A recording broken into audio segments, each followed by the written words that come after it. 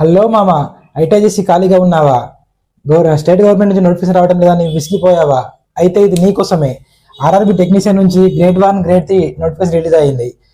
Grade 1 పోస్టులు వచ్చేసి 183, grade 3 పోస్టులు వచ్చేసి 6055, టోటల్ వచ్చేసి 6238 పోస్టులు అయితే నోటిఫికేషన్ రిలీజ్ అయ్యింది. అయితే ఈ అప్లికేషన్ స్టార్ట్ డేట్ వచ్చేసి 28 June 2025 and application last date వచ్చేసి 28 జూలై 2025.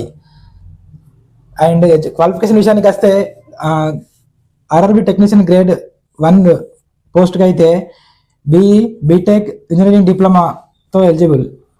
అదేవిధంగా గ్రేడ్ 3 విషయానికి వస్తే 10th విత్ ఐటీఐ అన్నాడు కాబట్టి ఐటీఐ చేసిన వాళ్ళు మాత్రమే టెక్నీషియన్ గ్రేడ్ 3 అనే పోస్ట్కి అప్లై చేయడానికి ఎలిజిబుల్ అవుతారు.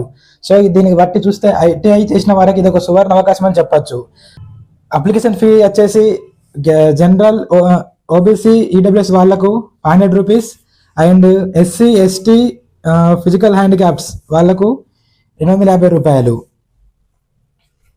మినిమం ఏజ్ వచ్చేసి 18 years ఉండాలి అండ్ మ్యాక్సిమం ఏజ్ వచ్చేసరికి 30 years లోపు ఉండాలి. అండ్ మన సికింద్రాబాద్ జోన్లో మొత్తం పోస్టులు చూసుకుంటే 113 పోస్టులు ఉన్నాయి.